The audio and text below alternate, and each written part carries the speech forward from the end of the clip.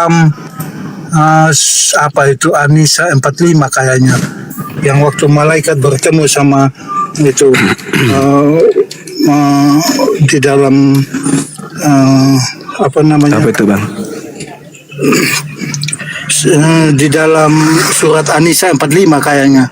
Kok dijelaskan di situ? Dijelaskan Wallahu a'lamu bi aidiyakum bi apa? An-Nisa berapa? An-Nisa 54 apa 45 itu. Wa kafa billahi waliyan wa kafa billahi nasira. Yang itu ya? Isa bin Maryam wajihan fid dunya wal akhirah. Wow. Ketika berbicara tentang Nabi Isa terkemuka di dunia, dia tidak akan pernah jadi hina terkutuk, bang. Bukan gitu, nggak nyambung. Anda mengambil Nabi Isa manusia yang terkemuka, manusia terhormat, wajihan itu terhormat. Itu yang kalau cerita masalah kutuk mengutuk itu kita manusia yang terkutuk, bang. Lah, kenapa pula Anda yang berdosa, orang yang terkemuka di dunia yang jadi korban? Ya itu kasihnya Tuhan, bang. Di mana Tuhan mengasihi orang-orang berdosa? Di mana dalilnya? Di dalam Keluaran. Di mana dalilnya Tuhan mengasihi pendosa? Bang, tolong jangan potong dulu, bang. Saudara, di mana Tuhan itu mengasihi pendosa? Tahu itu karena begitu besar kasih Allah akan dunia ini, sehingga Dia mengutus firman-Nya. Jadi firman-Nya yang diutus, bang. Jadi ya, firman diutus. Firman diutus untuk apa? Untuk jadi hewan. Korban tebusan sebagai darah. Nah, Anda menjadikan anak manusia ini jadi hewan, itu ajaran siapa? Darah ibarat sama kayak Ibrahim mau korbankan anaknya, diganti sama domba, Pak. Diganti sama domba. Kenapa kemudian di Anda domba diganti manusia? Kan di dalam Imamat 1 nomor 2 ajarkan, perintahkan kepada Bani Israel, apabila mereka hendak mengorbankan korban penebus dosa kepada Tuhan, hendaklah mereka mengorbankan hewan ternak, domba, kambing, sapi, lembu. Tidak ada manusia di situ. Jadi Tuhan memerintahkan Bani Israel mempersembahkan hewan, Kristen muncul mempersembahkan manusia. Ibrani 10 nomor 10. Itu di ayat Taurat itu, bang, itu udah perjanjian Tuhan, bang. Di Taurat itu. Terus perjanjian siapa mengorbankan manusia kepada siapa? Manusia ini Tuhan yang menyediakan. Tuhan yang menyediakan itu. Iya, maksud saya, bang. Maksud saya gini loh, bang. Yesus ini kalian korbankan dan kalian persembahkan kepada siapa, bang? Bukan kita yang korbankan. Loh, itu dalilnya jelas kok di dalam kitab Allah. Saudara, coba Ibrani 10 bisa nggak Anda baca? Ibrani 10 bisa nggak Anda baca? Ini cuma HP 1, bang. Tadi Al-Quran bisa. Itu hafalan, bang. Aku bisa hafal. Kayak Al-Quran ini surat itu kayak Yesus tidak mati, tidak disalib. Padahal di dalam Al-Quran ada mengatakan wa innahu la ilmu lisaati tamtaruna biha wa tabi'uni hada siratal mustaqim. Jadi kedatangan kedatangan Nabi Isa alaihissalam di dalam Al-Quran itu sebagai pertanda datangnya hari kiamat. Baca Matius 24 nomor 27 itu dan nomor 30. Surat Asy-Syukur ayat 61 itu. Yes, saya tahu. Saya paham, saya ngerti. Kedatangan Nabi Isa adalah pertanda datangnya hari kiamat. Jadi yang datang kepada Paulus itu bukan Nabi Isa, bukan Yesus. Karena kedatangan Nabi Isa di dalam Asy-Syukur ayat 61 itu sama seperti kedatangan Yesus di dalam Matius 24 nomor 27 dan nomor 30. Lalu yang datang kepada Paulus itu siapa? Yaitu suaranya Tuhan Yesus. Aku Yesus, ngapain kau ngapain kau aniaya aku gitu. Yesus nanti datang sama seperti dalam Al-Quran surah An-Nisa, sama seperti dalam Al-Quran surah As-Zukhruf. Ketika dia datang kemudian itu pertanda detik-detik kiamat. Coba Anda baca Matius 24 tuh. Nomor 27, Iya.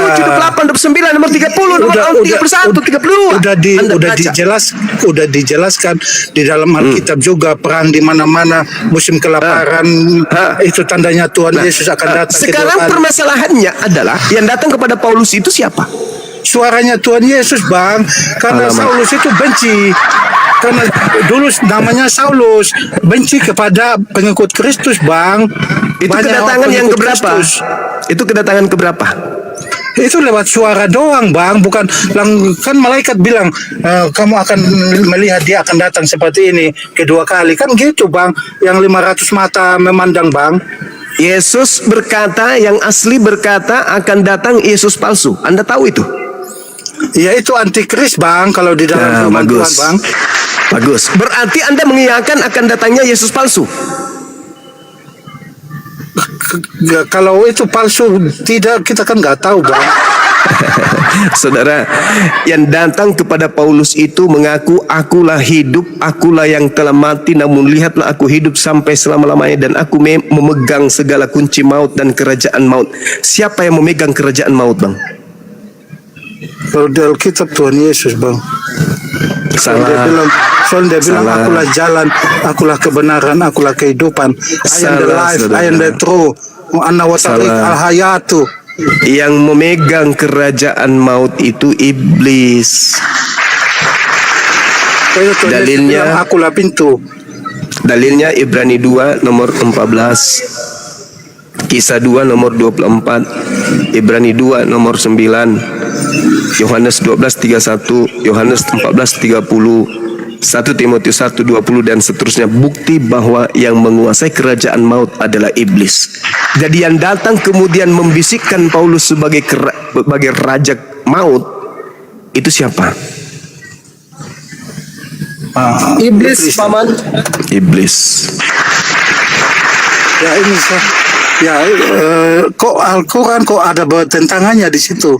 Yang mana yang bertentangan, saudara? So, aku pernah baca di ayat Al-Quran, jika Al-Quran dari Allah, pasti kamu tidak akan melihat pertentangan, Yes. perselisihan di situ. Sekarang tolong tunjukkan pertentangan yang ada dalam Al-Quran. Silakan. Satu aja. Satu aja. Yes. Oke. Di dalam Al-Quran, Ya. di dalam An-Nisa 157, Ya. Dan di dalam 157, ya. wassalamu alayya yauma amutu wa yauma alitu wa yauma abhatu hayya. Kok Anissa Jelas itu? sama dengan Alkitab mengatakan aku lahir, datang, mati dan bangkit hidup kembali. Surah Oh, sama. Maryam itu Bang Kojek, woi. Surah Maryam itu. Alamak. Surat Maryam 33. Sorry, maaf. Iya, terus apa yang bertentangan dengan itu? Ya, katanya dia tidak disalibkan, dia diangkat. Loh. Siapa yang penipu di situ? Saudara, surat Maryam yang Anda bawa itu tidak berbicara mengenai penyaliban. Itu Ya, pada kan saat ada- dia kan masih dia dalam ada ayunan itu. lahir, ada mati, ada bangkit. Sama Semua dengan manusia Injil. akan mengalami hal yang sama. Anda Sama juga dengan- akan Anda sama akan dengan mati, Injil, Bang. Anda akan lahir, dan Anda akan mati, dan Anda akan dibangkitkan. Sama, itu 3 fase yang Nabi Isa alaihissalam itu sampaikan ke tengah-tengah Bani Israel ketika dia masih bayi di sana. Di situ Nabi Isa menjelaskan bahwa ibuku bukan pesina. Aku ini bukan anak hasil zina. Aku ini adalah ada yang orang yang bilang Nggak ada Gimana? orang percaya Kristus, nggak ada yang bilang Maria itu zina. Cuma orang Hei, Farisi dulu, saudara. Farisi. Iya betul. Orang-orang Yahudi mengatakan Maria itu berzina. Yohanes 8, Bang. Iya, itu orang Farisi. Mereka Apa pembelaan Yesus? Tahu Taurat tapi tidak melakukan. Apa pembelaan Taurat. Yesus terhadap tuduhan itu kepada ibunya?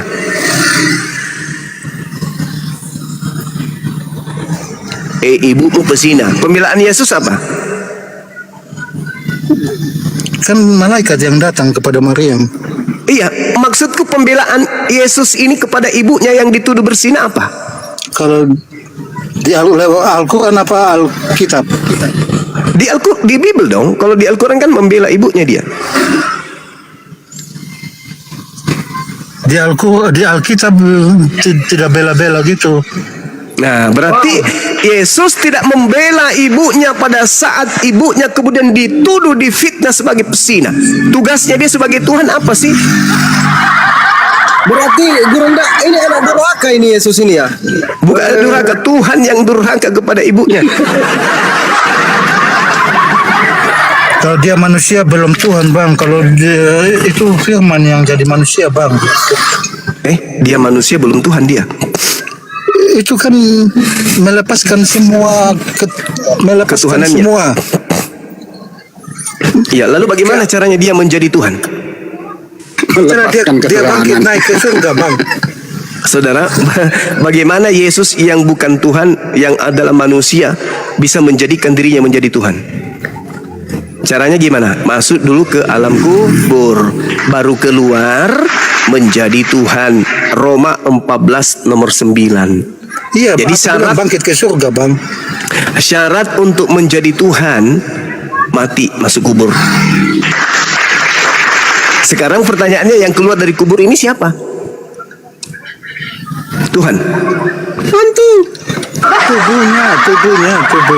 Ya, tubuhnya itu sebagai Tuhan atau sebagai manusia atau apa? Tubuhnya ya manusia biasa kayak kita, Bang. Berarti ketika dia keluar dari kubur, yang bangkit ini manusia. Iya, kemanusiaannya yang bangkit, Bang. Oh, berarti yang menebus dosa-dosa Kristen ini manusia. Kan darah, kalau nggak ada manusia kan nggak ada darah, Bang. Iya, maksud saya berarti yang menebus dosanya orang Kristen itu manusia. Tuhan yang siapkan, kok muter-muter lagi, Bang. Loh, kok jadi saya yang mutar? Abang yang mengatakan Tuhan nebus dosa. Berarti yang keluar dari kubur tadi ini, kan dari awal saya sudah bilang itu. Dari awal saya sudah bilang itu Allah yang siapkan itu masalah korban, Bang. oh, berarti Tuhan mengutus Tuhan lain. Rohnya, aduh ya ampun ya Tuhan. Ya, maksudnya Tuhan sama kayak di Al-Quran itu, Isa putra Maryam, kalimatullah, roh Allah. Nah itu loh, Bang. Iya, roh dari Allah, betul. Iya, sama, Bang. Ya, berarti ini roh dari Allah, bukan Allah. Ya, punyanya rohnya Allah, ya bukan ciptaan, Bang. Ya, punyanya dia sendiri, Bang. Bagaimana ceritanya? Alam semesta ini punya Allah, dan ini alam semesta adalah ciptaan. Ya, masa dia berfirman jadilah bumi, kan itu kan pakai suaranya. Kalau kita pikir secara logika kan, Ya, apa bedanya dengan Yesus? Kalimat. Jadilah hamil, wahai Maria, jadilah hamil. Hamil Maria, apa bedanya? Kan harus proses, Bang. Iya, sama seperti ciptaan yang lain. Sekarang ketika kemudian Yesus mau diadakan di atas bumi ini, kan Tuhannya berfirman dulu kepada Maria ibunya. Maria, ya paman, hamil dong. Yes, hamil. Lahirlah anaknya, si daging ini, Yesus. Ketika kemudian dia lahir, selalu diganggu setan dia, selalu digodai setan. Sampai pada akhirnya setan tidak mampu menggoda dia. Setan memanfaatkan orang-orang jahiliyah pada masa itu untuk membunuh Yesus. Oke. Nah, setelah kemudian mereka berupaya membunuh Yesus, Tuhan menyelamatkan Yesus dong. Berarti yang masuk ke dalam kubur ini bukan Yesus. Karena Yesus diselamatkan oleh Tuhan. Ketika iblis berupaya membunuh Yesus, iblisnya tidak berhasil. Gini bang, saya bukan mau potong, bukannya sok pintar, Bang, ya. Iya. Di dalam Taurat, Musa, Nabi dulu itu sudah penebusan darah itu sudah terjadi. Terus yang kedua ada ini Tuhan yang menyiapkan karena mengasihi bangsa, karena tidak ada manusia yang bisa nyampai kepada Bapa di surga. Jadi Tuhan sendiri yang siapkan gitu ceritanya, Bang. Maksudnya dia siapkan korban masuk ke bumi. Betul. Iya, ya, rohnya, yang korban ini siapa? Rohnya dia yang dia kirim jadi manusia. Oh, begitu.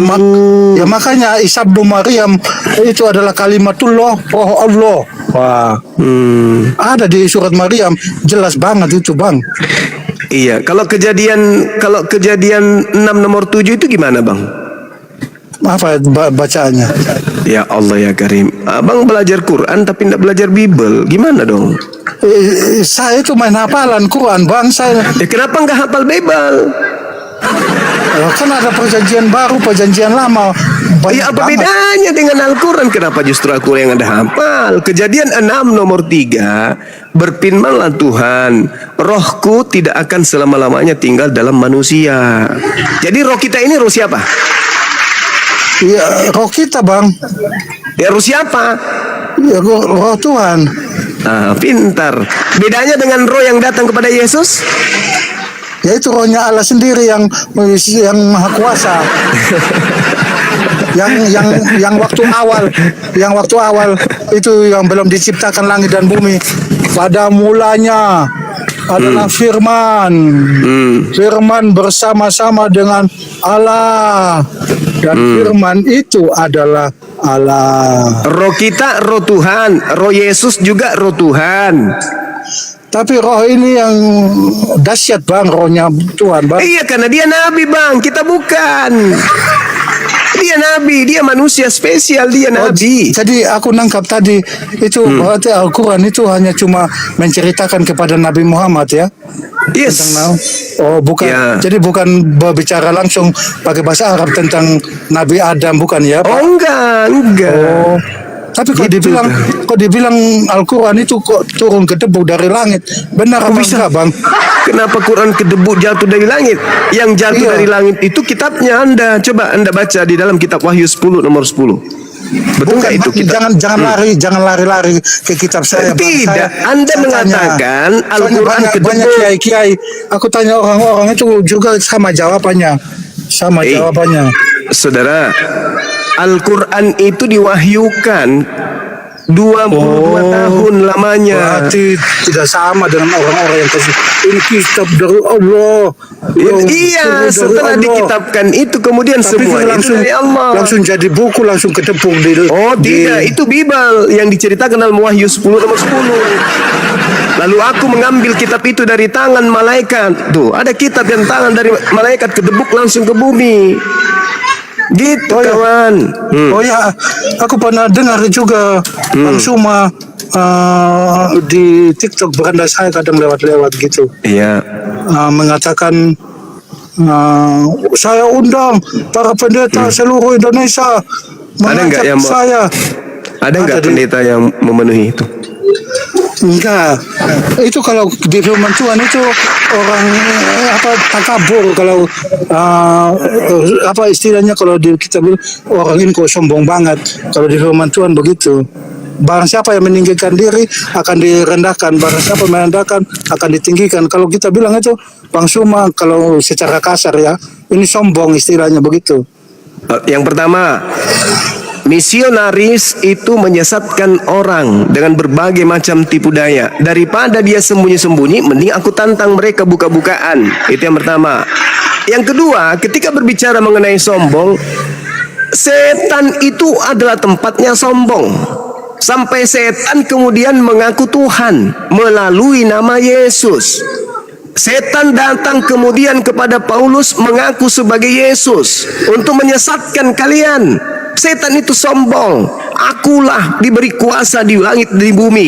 Pergilah ke seluruh dunia, jadikanlah seluruh manusia menjadi pengikutku. Itu iblis itu yang sombong. Yang ketiga, umatnya setan itu sombong dengan mengatakan pencipta langit dan bumi turun ke bumi jadi bayi, mati untuk dosa-dosa mereka. Itulah kesombongan kalian. Pencipta langit dan bumi ini kalian imani turun ke bumi menjadi bayi, setelah dewasa kalian bunuh untuk dosa-dosa kalian. Itu kesombongan yang tak akan pernah bisa terhitung taranya. Jadi Bang Suma bukan kesombongan ya? Itu bukan kesombongan. Saya mengajak pendeta untuk berdiskusi supaya jangan bisanya hanya kemudian mengambil perpuluhan tanpa mengajarkan kebenaran kepada jemaat. Itu. Coba ada nggak kemudian pendeta yang mau diskusi terbuka? Bukan kemudian hanya di jemaat-jemaat saja mereka perpuluhannya ini udah tanggal berapa mas? Bukan. Tapi mari kita berdiskusi, karena kebetulan Kristen agama syiar. Tapi jadi kalau- karena Tapi kalau ditanya masalah semua agama, kalau disuruh menilai, itu udah termasuk kesombongan Bang Suma. oh, enggak masalah. Kenapa? Karena memang saya ini adalah apologet, pembela agama Islam. Pendeta itu kan diperintahkan di dalam Markus 16 nomor 15-16. Jadi beritakanlah Injil kepada seluruh manusia, kepada seluruh makhluk. Yang percaya baptis, yang tidak percaya akan dihukum. Matius 28 nomor 19, pergilah ke seluruh dunia, jadikanlah seluruh manusia menjadi pengikutku. Kan ada perintahnya itu. Nah, karena adanya perintah itulah kemudian kalian punya misionaris dari lorong ke lorong, seperti Lina Tidak Jaya, kemana-mana menjual agama. Kalian menginginkan semua manusia menjadi Kristen. Kami membantah. Maka saya mengangkat tangan dan mengatakan perlawanan terhadap misi kekristenisasi. Ayo pendeta, mari saya tantang kalian untuk berdiskusi. Kan begitu, supaya tidak ada dusta di antara kita, Bang.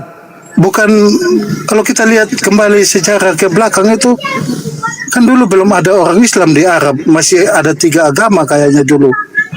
Yahudi, Nasoro, sama kafir Quraisy. Terus?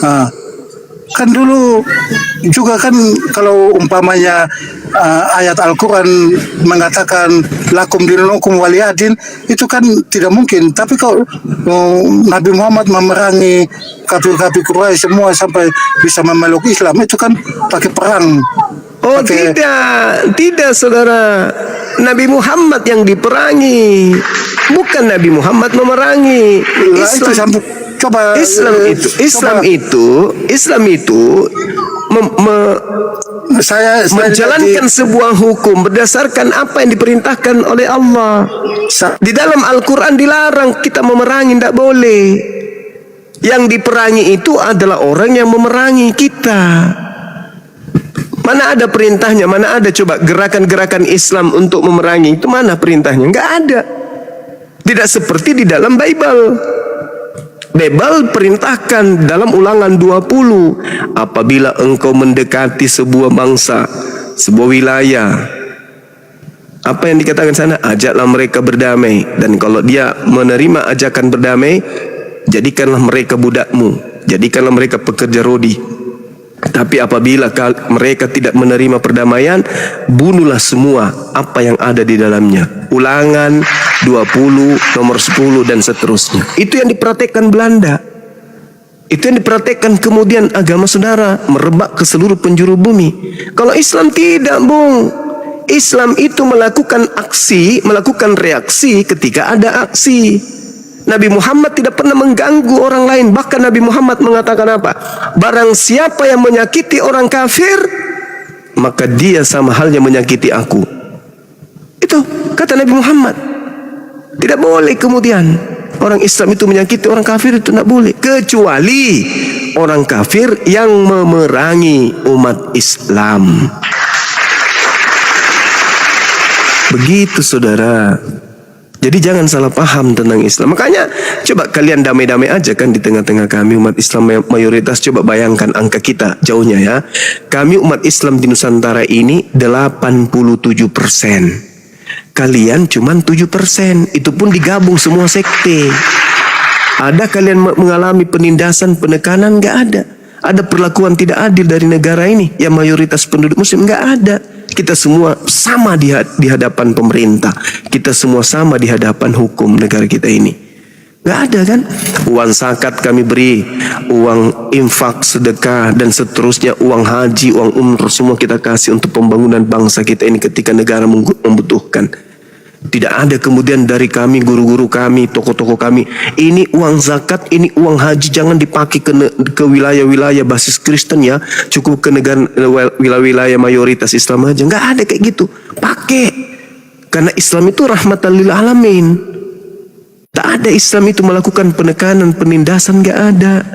Justru ketika kemudian Rasulullah mengadakan perjanjian-perjanjian damai terhadap orang-orang kafir, mereka senantiasa kemudian melanggar perjanjian-perjanjian itu. Islam tidak pernah melakukan sesuatu yang merugikan makhluk alam semesta ini, nggak ada. Coba bayangkan Bung, betapa menderitanya umat Islam di Nusantara sebelum Indonesia merdeka.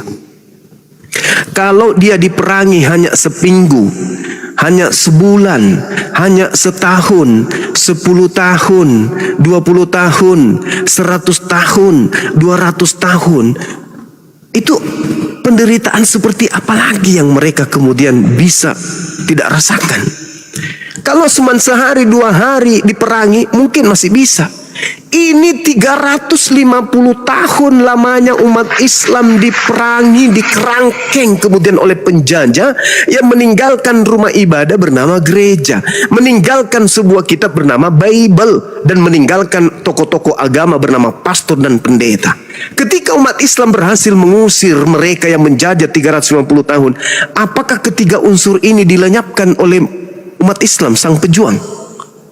Kan tidak. Pendeta masih hidup, pastor masih ada, gereja-gereja berdiri dengan kokoh, lembaga Bible justru didirikan, justru kitab-kitabnya diterjemahkan ke dalam bahasa yang sudah dijajah.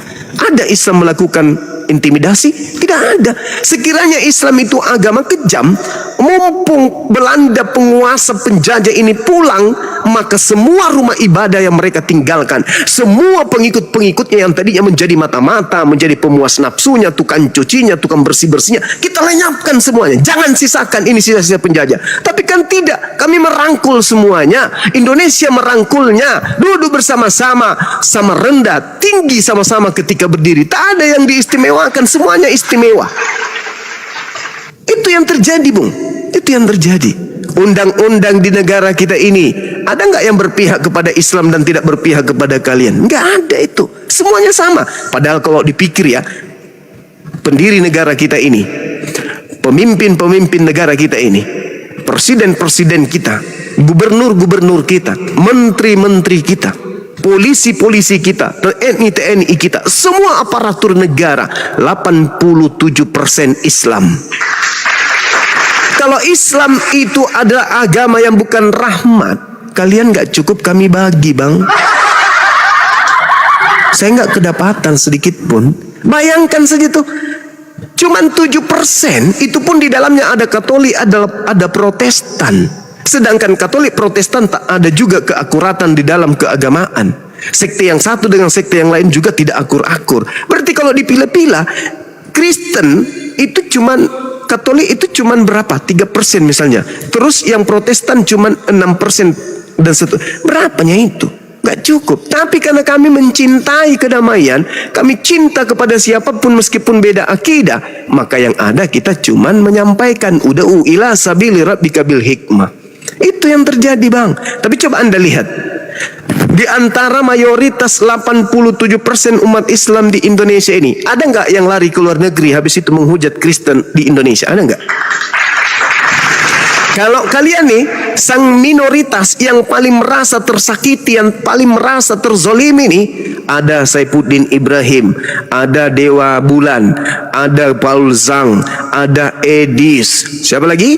Siapa lagi yang di luar negeri? Semua menghujat. Ada Supiatul, ada Kiamat, semuanya menghina, menghujat Islam. Coba lari ke luar negeri untuk menghina saudara-saudaranya yang ada di Nusantara ini.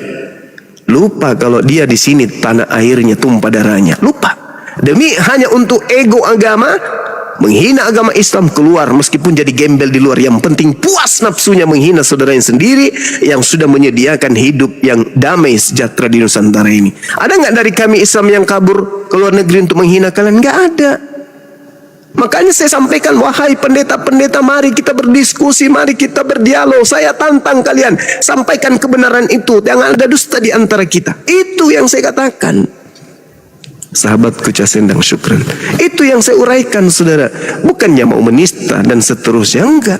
Coba Anda naik ke sini baik-baik, pertanyaan-pertanyaan saudara tentang Islam sebisa mungkin saya jawab. Gitu, saudara. Tapi kalau kita masuk di komal-komal Kristen, penghinaannya, Masya Allah, luar biasa. Astagfirullahaladzim. Padahal kalau dipikir kalian minoritas. Halo. Iya, silakan.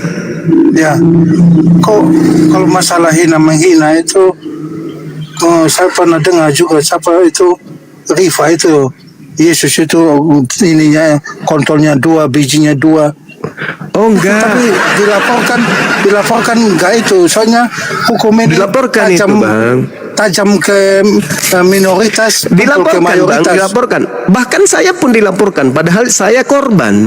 Saya yang dilaporkan. Hebat kali, coba. Masa Saya dia dilaporkan, sampai dia bilang ini padahal di surat Maryam ini itu juga Isa putra Maryam anak laki-laki yang suci. Yes, Itu dibilang betul. gitu. Tapi kalau Yes. sampai dia ngomong gitu itu perempuan laknatullah itu loh maksudnya. Tapi Nabi Isa tidak mengajarkan Trinitas, Bang. Jadi saya luruskan dulu. Unirifa itu hanya mengambil ucapan pendeta JJ yang dari Malaysia yang mengatakan bahwasanya Trinitas itu semisal tongkol, 2 biji, 1 batang. Itu yang disampaikan pendeta JJ, dan bukti-bukti itu ada. Kita punya rekamannya, kita punya bukti akuratnya. Pendeta JJ lah yang mengibaratkan bahwa Trinitas itu sama seperti ikan tongkol. Makanya pernah sampai sifatnya kayak gitu. Makanya nabinya bilang banyak manusia saudara. perempuan itu penghuni lebih banyak neraka. Soalnya mulutnya tidak bisa dijaga loh Pak. Bukan begitu maksudnya. Masa Unirifa ini punya titik gini, punya gini kawin, Yesus kawin. itu adalah Padahal di dalam dari Alkitab itu cuma itu kiasan. Pak Kojek, dengarkan dulu. itu ucapan dari pendeta JJ, Bang. Kalau Adinda Nora ini ya itu mengutip dalam kitab Anda di dalam Yohanes berapa itu Yohanes 1 nomor 29. Itu kalau saya korban. Saya didatangi oleh pelacur agama untuk mengkristenkan saya dengan membawa baju kaos. Saya tolak baju kaos itu, saya bakar, saya nggak terima. Karena itu menodai agama saya. Saya seorang muslim, disidak, didatangi kemudian secara tiba-tiba tanpa undangan dia datang ke tempat saya, membagikan baju kos yang sudah direncanakan jauh sebelumnya. Dia sidak saya, membagikan baju kos kemudian. Saya tidak terima baju itu karena saya tahu dia adalah penghujat, penista. Kalau yang datang itu saudara Kojek datang kepada saya, Bang Suma, ya Bang Kojek, ini saya mau memberikan Bible. Saya terima, Bang. Ini saya mau berikan baju kaos. Saya terima pasti. Tapi meskipun baju kaosnya itu tertulis Bible, data apapun di dalamnya, karena yang memberikan saya itu adalah niatnya baik, saya terima pasti. Tapi yang datang ini penghujat, penista Tuhanku, penghina nabiku, datang kepadaku membawa baju kaos yang tertulis, marilah semua yang letih lesu kepadaku. Apa yang saya lakukan kemudian? Untung baik saya tidak rontokkan giginya. Untung saja cuman bajunya yang saya habiskan. Andai saja negara ini bukan negara hukum, begitu dia datang dan anak-anak melaporkan, Bang, ada si Lina tidak jaya di depan, ku habisi dia. Karena dia adalah penghujat, penista yang merusak tatanan kesatuan negara ini. Tapi karena ini negara hukum, apa ku bilang? Suruh dia pulang. Suruh tinggalkan tempat ini. Saya tidak mau ketemu. Itu yang kusampaikan. Kenapa? Saya tidak akan pernah sanggup menatap wajah penghina Tuhanku. Oh, dia titip ini Bang baju kaos, ambil bajunya, bakar. Jangan sampai kemudian mencederai akidah kita. Bakar baju itu, dibakar. Saya dilaporin gara-gara bakar baju kaos pembeliannya. Itu udah nggak pantas itu Bang. Kalau sampai ngomong Yesus ininya panjang Loh, makanya jangan punya Tuhan, punya nonot, Bang. Makanya gimana ceritanya? Anda pikir, kira-kira Tuhan punya nonot kayak gitu, Anda pikirkan. Oh, tolong jangan di-mute dong. Ya, coba. Anda coba pikirkan itu. Bagaimana Anda Tuhan punya nonot? Coba bagaimana itu Anda pikirkan lah itu. Nah itu kan itu tidak ada di ayat itu masalah. Siapa bilang tidak ada? Pada hari ke-8 nonotnya dipotong, Bang. Itu cuma iya, tapi kan di Alkitab tidak dituliskan begitu. Siapa bilang? Kenapa? Siapa Kalau bilang? di surat Maryam itu Isa putra Itu Maryam beda yang Yesus suci dengan Nabi Isa, jangan disama-samakan, Bang. Yang suci soalnya. Ya, kalau suci berarti dia bukan yang bangkit keluar dari kubur. Beda berarti. Karena yang keluar dari kubur itu adalah orang terkutuk. Ya udah Ya, Bang. gitu, Udah Oke, bang, saudara. sampai masih dilapor, saya rasa tidak mungkin ditangkap. Soalnya kenal sama pejabat-pejabat, saya rasa demikian. Terima kasih saudara. Bukan karena Ya, kenal dengan apalagi, pejabat saudara. Bukan. apalagi Yusuf Kala CS-nya sampean. Oke, Itu baik. teman Terima SD kasih. bang. Teman SD. Bukan karena saya kenal Oke, dengan oke. pejabat, Terima tidak, kasih. saudara. Karena memang yang Terima kasih. pantas ditangkap Selamat itu siang. Selina Bye, Tidak bye. Jaya. Ya, makasih saudara. Yang pantas dilaporkan dan dipenjara itu Lina Tidak Jaya, karena dia menodai SK2 Menteri. Dia datang mencederai akidah orang dengan datang membawa baju kaos yang isinya adalah isi Bible, dan itu direncanakan, bahkan ada pitinya. Sidak, aku sidak Suma, aku sudah sidak Suma, dan aku siapkan 4 kaos untuk 4 orang. Berarti kejahatan yang dia lakukan sudah terencana. Nanti kita lihat. Kalau sampai ini terus berkembang, tengoklah, kalian yang minta, bukan Bang Suma yang minta, kalian yang minta. Bagaimana mungkin Anda datang ke rumah saya membawa bom, lalu bomnya saya tolak, bomnya saya jinakkan dengan saya bakar, lalu kemudian karena bom itu saya bakar, Anda lapor saya ke polisi, polisinya nangkap saya.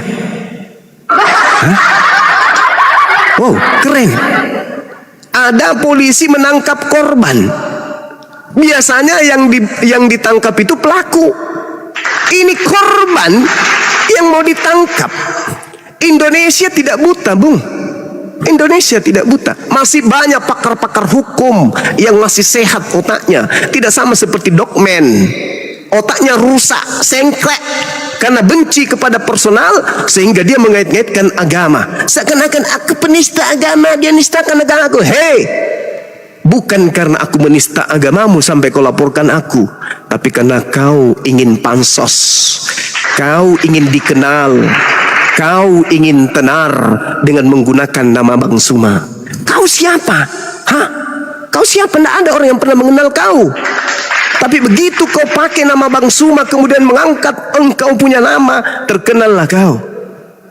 Tapi hanya Islam bodoh yang mau menggunakan jasa-jasamu sebagai pengacara, setelah mereka tahu bahwa kamu itu melaporkan Bang Suma karena benci kepada Islam.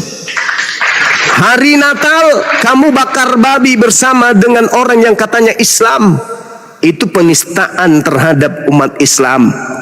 Kau bikin piti, kau berbicara kemudian di dalam, bahkan kau joget-joget bersama dengan temanmu menggunakan hijab Islam sambil menyanyi lagu rohani.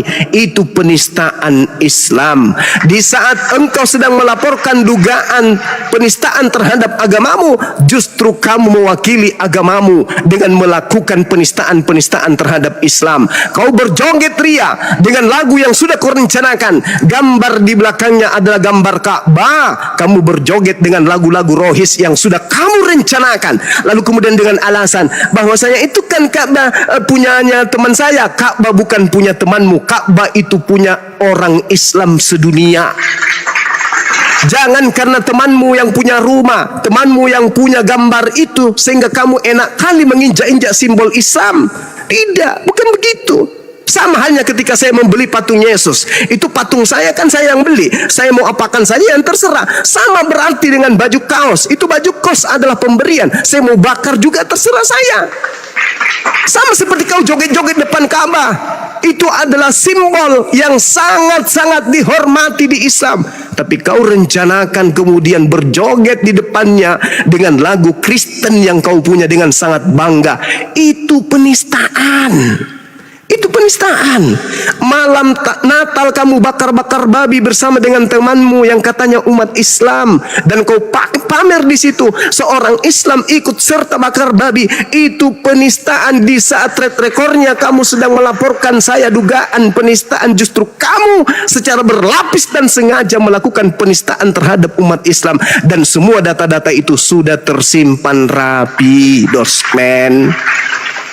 Hanya Islam yang tidak paham tentang kau itu siapa yang masih mau menggunakan jasamu. Hanya umat Islam yang tidak paham.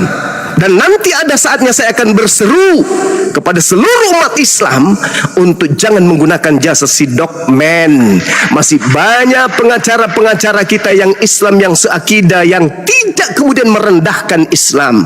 Si Dokmen ini jelas-jelas sudah menistakan Islam.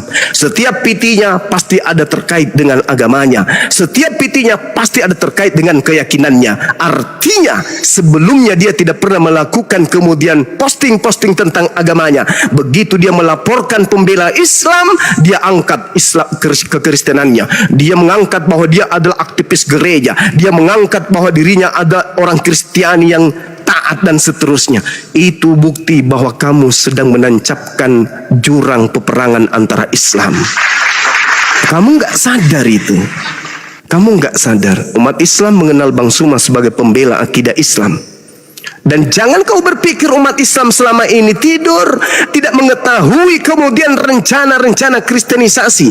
Jangan kau pikir umat Islam itu tidak melihat bagaimana misionaris dari lorong ke lorong memurtadkan orang. Jangan kau pikir kami umat Islam tidak tahu lembaga-lembaga STT-STT yang ada menistakan agama kami, menistakan Tuhan kami, sehingga muncul para apologet Islam membela akidah. Jangan kau pikir umat Islam membiarkan mereka tercederai sedikit pun.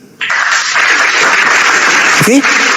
Jangan kau bangga karena kau tidak mewakili Kristen, Dokmen. Kau mewakili dirimu sendiri.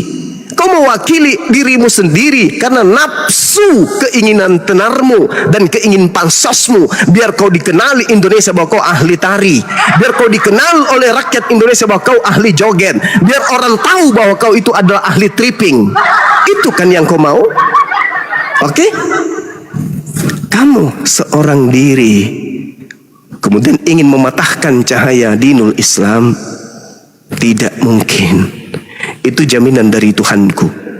Tuhanku mengatakan semakin kuat engkau berjuang menghabiskan yang kau punya untuk memadamkan cahaya Islam, orang makin ramai bersyahadat. Semakin kuat engkau berupaya memadamkan cahaya Islam, semakin ramai orang melakukan prosesi syahadatain. Siapa kau? Siapa kau? Hanya seorang pemakan babi yang tidak bisa apa-apain dalam agamamu. Tidak ada perlakuanmu membela agamamu. Masih mending mereka yang siang malam kemudian berdebat dengan kami membela akidahnya. Lu, kamu apa? Kamu siapa selama ini kok tiba-tiba muncul mau melaporkan, bukan lagi mau melaporkan kami. Lu siapa rupanya? Lu siapa? Kamu mengangkat semua orang-orang yang menurut kamu itu bisa mencederai kemudian mengurangi angka jumlah penduduk pemeluk agamamu. Orang-orang itu berakal sehat. Mereka orang berakal yang tidak mau dibodohi sama sepertimu. Mereka berpikirlah ini yang disampaikan umat Islam kok rasional, masuk akal, sehingga mereka meninggalkan agama itu.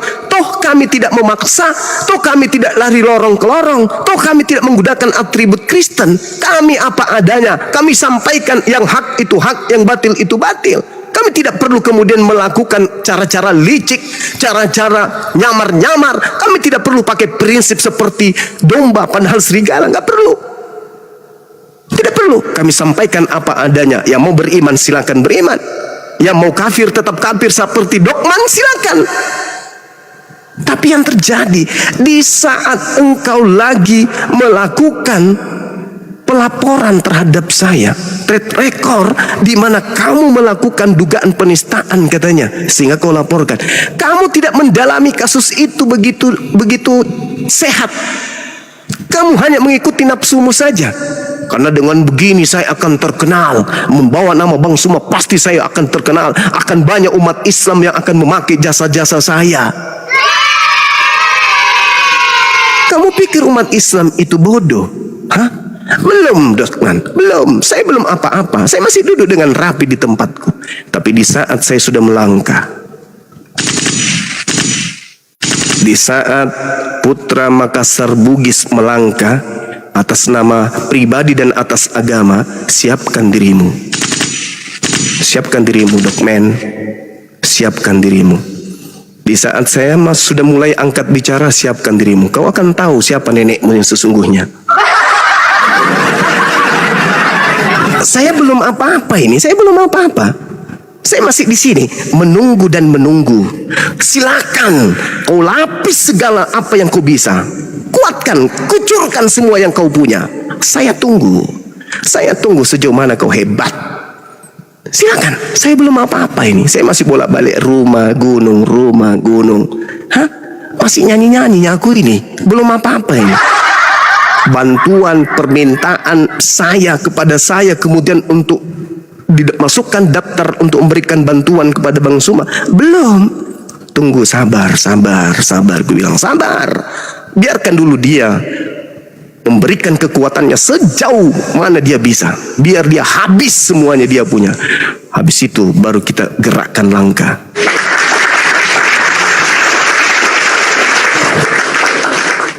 Sedangkan saudaramu yang umat Kristen aja sudah mulai japri saya. Ayo. Wallahi demi Allah, saudara-saudaramu sudah mulai japri saya, memberikan dukungan. Lu mau apa sekarang? Orang yang tadinya berpihak kepadamu satu persatu berpihak ke Bang Suma. Dan kamu hanya akan tinggal dengan kenangan joget-jogetmu itu. Itu. Ya, saya belum apa-apa ini. Saya belum apa-apa. Saya masih di sini.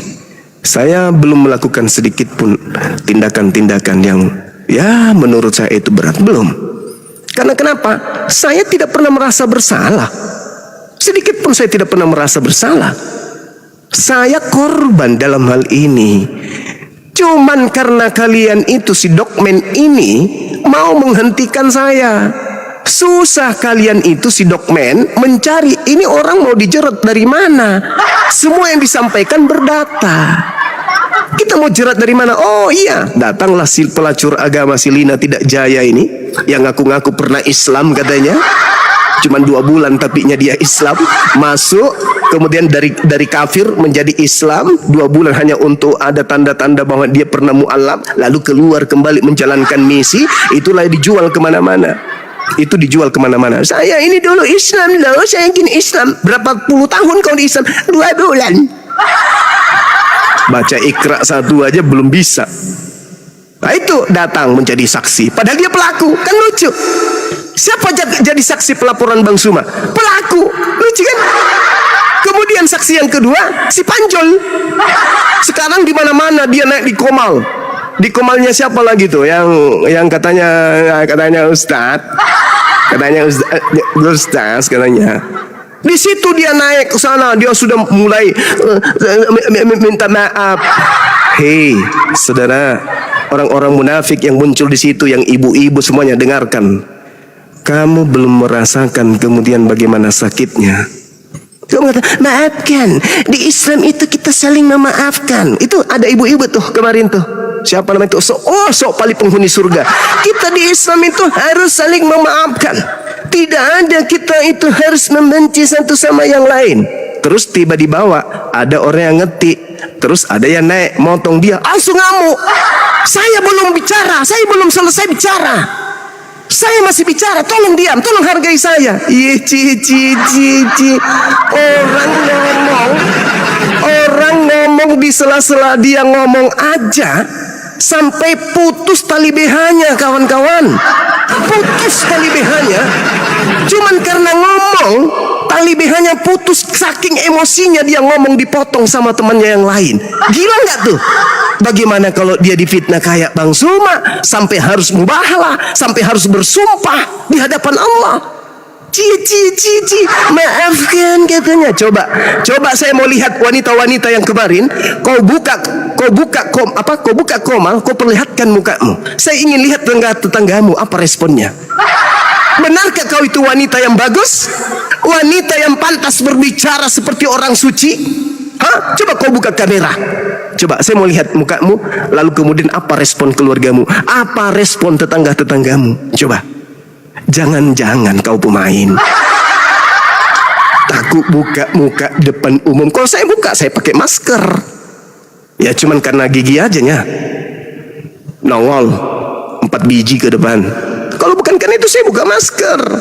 Ya kamu kenapa pakai akun palsu? Takut kau diketahui bahwa kau tukang ribut, kau tukang gosip, kau tukang bertengkar. Tetangga bertengkar dengan tetangga yang lain gara-gara mulutmu. Habis itu kau datang ke situ nasi, kita harus saling memaafkanlah. Hei kawan, kejahatan itu dibalas dengan kejahatan. Bukan kalian yang menentukan hati saya. Saya ini korban. Saya ini korban. Itu si Panjul sudah mau minta maaf. Wih, aku mau minta maaf. Sekarang aku mau ikut juga keluar katanya. Sama seperti dengan umat Islam. Karena saya ini harus melakukan bayan. Aku harus khuruj 3 hari, 40 hari, 4 bulan. Wih. Usul al-sitta, 6 pilar dalam JT. Kau pahami dulu. Kau pelajari dulu itu. Ya, usul al-sitta kau pahami, kau dalami, baru kemudian kau belajar, baru kau bercerita tentang jamaah tabligh. Saya dari SMA sudah jamaah tabligh saya. Keluarga saya jamaah tabligh. Bapak saya yang membawa jemaah dari Luwu Utara, asal kau tahu. Jangan kau cerita-cerita. Si nolek lah nyepel lah. Tak ada cerita-cerita yang kayak gitu. Mau minta maaf. Iya bang, kalau aku tidak dimaafkan. Alamak, orang munafik dipercaya. Hei, dengarkan. Kalau Allah saja bisa dia tipu dengan bersumpah pakai Al-Quran, bagaimana dengan manusia? Hah? Manusia mana yang berani bersumpah di atas Al-Quran dengan nama Allah, tapi itu bohong, dusta? Manusia mana? Coba. Manusia mana sejahat-jahatnya orang manusia? Tidak ada yang berani bersumpah pakai Al-Quran tapi bohong. Tidak ada. Ini ada orang datang karena berlindung di JT, kemudian di komal-komal yang mengatasnamakan mereka itu adalah ahli ibadah, lalu mengatakan bertobat, minta maaf. Nenekmu kiper. Nah, kali kau minta maaf, berbulan-bulan kau nyakiti orang. Setiap kau buka komal, Zuma, Nur Alim, Zuma, Nur Alim, Zuma, Nur Alim. Habis itu kamu datang mau minta maaf begitu saja. Hah? Begitu kau bertobat di hadapan Allah, kau bersumpah menggunakan Al-Quran, meskipun katanya kesaksian temanmu sendiri itu bukan Quran, itu tafsir. Kau bertobat begitu, Tuhan aja kau bohongi. Mana kesaksianmu? Aku disuruh sama Bang Suma injak bibal. Aku disuruh sama Bang Suma, aku disuruh milih antara aku dengan logik, dengan siapa? Dengan blender. Mana kesaksian kau itu? Mana kesaksian kau itu? Wahai pendusta, pembohong, munafik, laknatullah. Mana? Saya akan minta maaf kalau ada yang mau menyambungkan saya dengan beliau. Mau muntah ku dengar kau bicara pakai nama Bang Zuma, Bang Zuma. Biasanya kau cuma suma-suma. Nenekmu kiper, dasar munafik, biadab. Dia ngomong di sana, kita nanti keluar ya sama-sama, kita khuruj 4 bulan. Gila sinting. Kita nanti keluar ya, kita mengamalkan khuruj 4 bulan, ninggalkan istri dan anak ya. Pakai nyebut nama Bang Suma. Ya kalau Bang Suma waktu itu Bang Suma halal, bahlul, dongok. Tak ngerti. Seenak perutnya.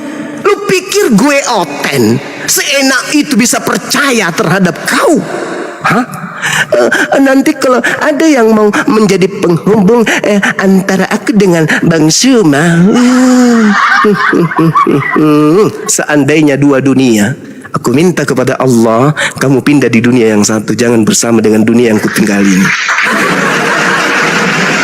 Ada lagi yang mengatakan, ada nggak yang menjamin kalau si logika ini nanti akhirnya akan mati dalam keadaan seperti sekarang? Tidak ada yang menjamin, Ustaz. Tapi orang munafik pada kadarnya munafik, Ustaz. Orang kafir pada kadarnya itu kafir. Masalah ujungnya itu nanti. Yang kita lihat ini sekarang, bukan ujungnya nanti. Kalau Anda mengatakan nanti ujungnya, berarti semua penjahat di atas muka bumi ini kita peluk, kita ciumi, kita kasih pangkat, kita hargai, kita dudukkan pada tempat terhormat. Ustaz, bukan begitu di Islam, Ustaz. Bukan begitu. Ada masa di mana kita bisa memaafkan, wajib. Ada masa tidak bisa. Maaf itu justru dijadikan nantinya senjata bagi orang-orang munafik untuk jauh lebih menghancurkan agama Islam. Paham kau, Ustaz? Paham? Paham kau, Ustaz? Kau tidak sadar itu. Orang munafik ini hanya mau menjadikan kendaraan itu, kendaraan yang ada sebagai tunggangan minta perlindungan. Kalian belum kenal siapa sila gocrot itu. Kalian tidak kenal. Kalau istri almarhumah saja yang tidak ada sedikit pun kemudian masalah dalam hidupnya yang bisa diketahui oleh siapapun di luar daripada keluarga kami, dia bawa-bawa. Lalu dusta apa lagi yang akan dia sembunyikan dalam dirinya orang kayak begitu? Hah? Allah Subhanahu wa ta'ala, dia bersumpah di hadapan Allah dengan kitab suci. Walaupun itu bukan Al-Quran, tapi dia mengatasnamakan Al-Quran. Ya Rabb, ini orang minta maaf. Hah? Bisa aja saya maafkan, bisa saja saya maafkan. Tapi setelah itu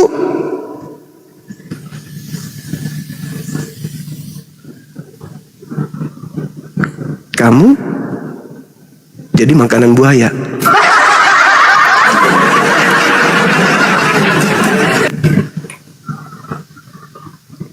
Oke? Gak bisa. Saya belum terima. Hati saya belum bisa menerima segala hinaan, segala penistaan, segala fitnah yang kau lontarkan kepada saya. Belum. Saya sudah mencoba. Di detik-detik awal kau mulai menghujat Bang Zuma secara personal, secara pribadi. Saya senyum. Saya kemudian, tapi ketika air mata anak saya menetes,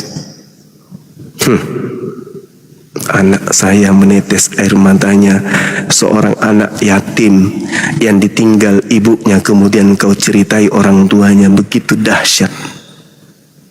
Anak saya kemudian wudhu sambil gemetaran minta kepada Allah terhadap apa yang kau lakukan kepada ibunya.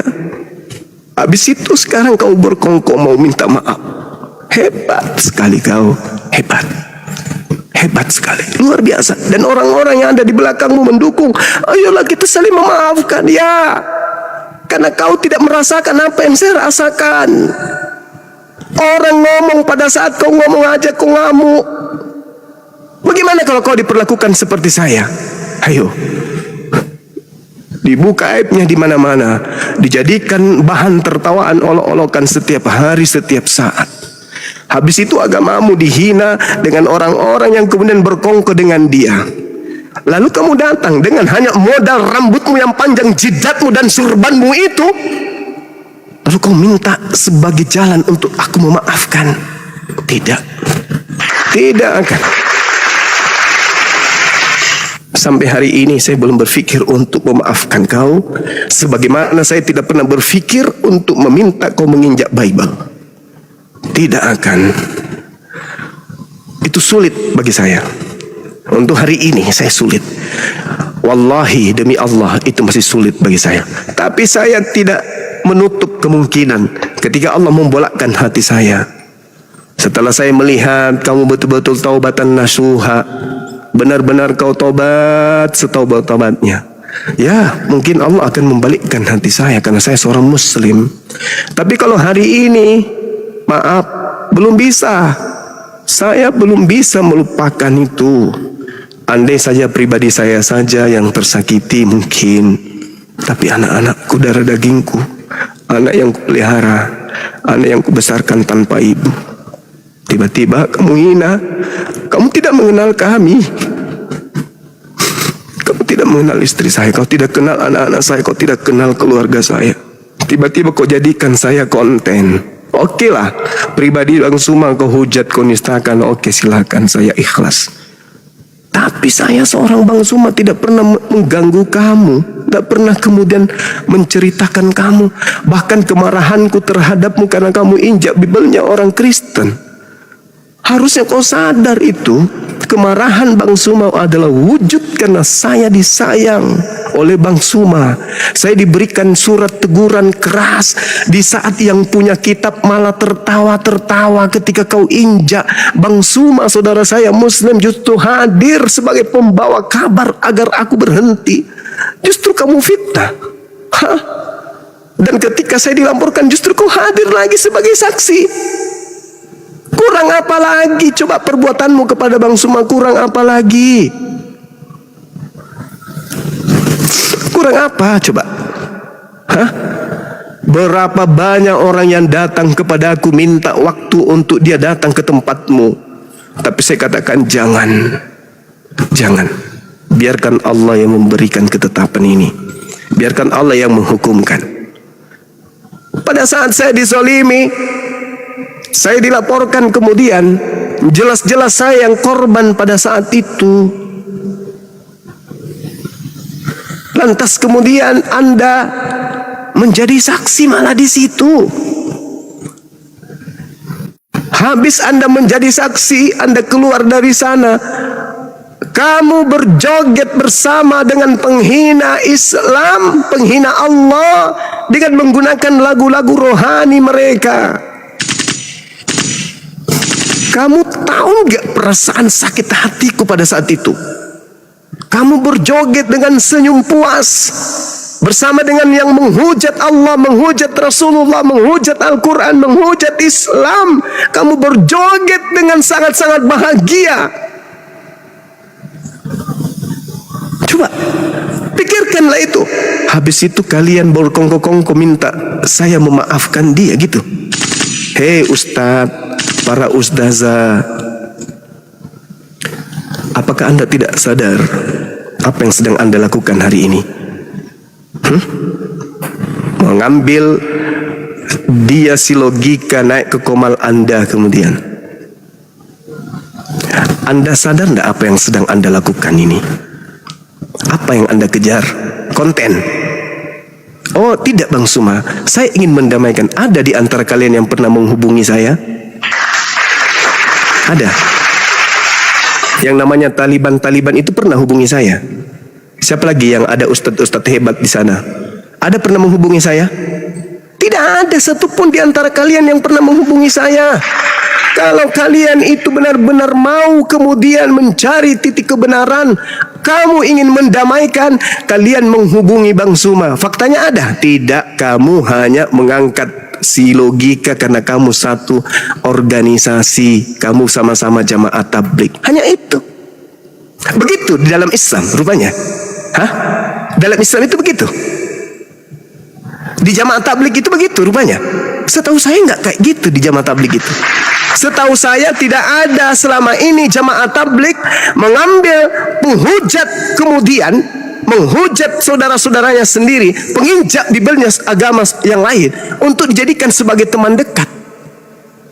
Tapi ada orang yang wah pakai surban tampilannya ustazah, wow keren kali.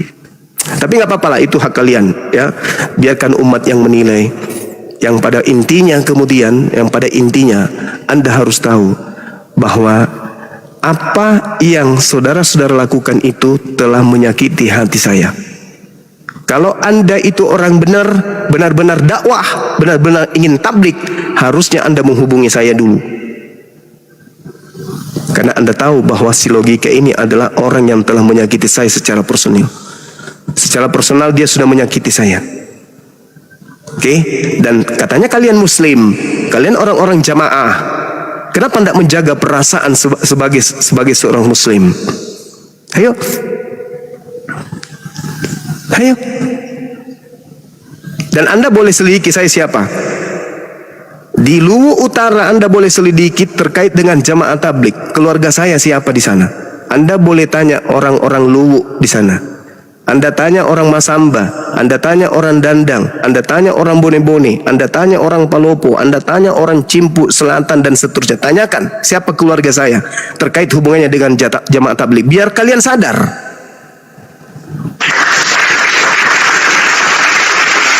Oke? Biar kalian sadar bahwa kalian ini sekarang ini kelihatannya ingin dijadikan sebagai kendaraan untuk kemudian logika mencuci dirinya, bersembunyi. Kemarin dia bersembunyi di Oten, Oten sudah buang, sekarang kalian pungut. Kalian sekarang memungutnya kemudian. Tak apa, tak apa. Kalau itu niatanmu baik, tapi menurut saya, ya, tidak seperti itu yang diajarkan oleh Rasulullah di dalam menangani kasus terhadap dua saudaranya. Tidak begitu caranya. Tidak begitu akhlaknya Rasulullah dan para sahabat ketika ada di antara kedua sahabatnya, saudaranya Muslim itu berseteru. Tak begitu caranya. Tapi nggak apa-apa, sekali lagi nggak apa-apa. Silakan dengan apa yang kalian mau. Saya tidak melarang itu.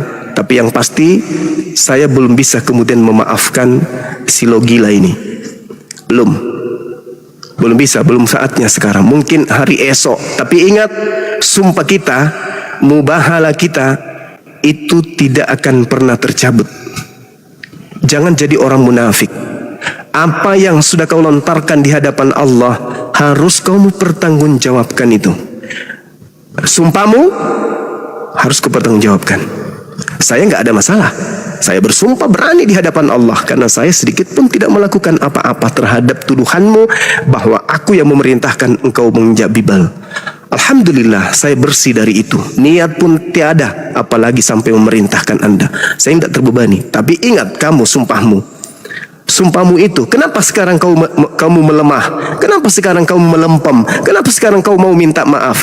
Karena kamu ingat sumpahmu yang begitu dahsyat di hadapan orang banyak, di hadapan Allah.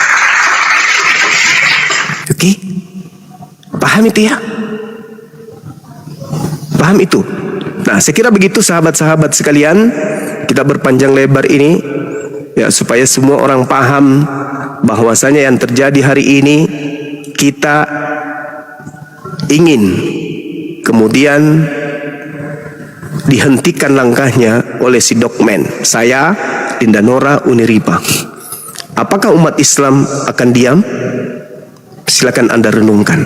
Banyak diseleksi aja Bang. Linda baca dulu ya tak.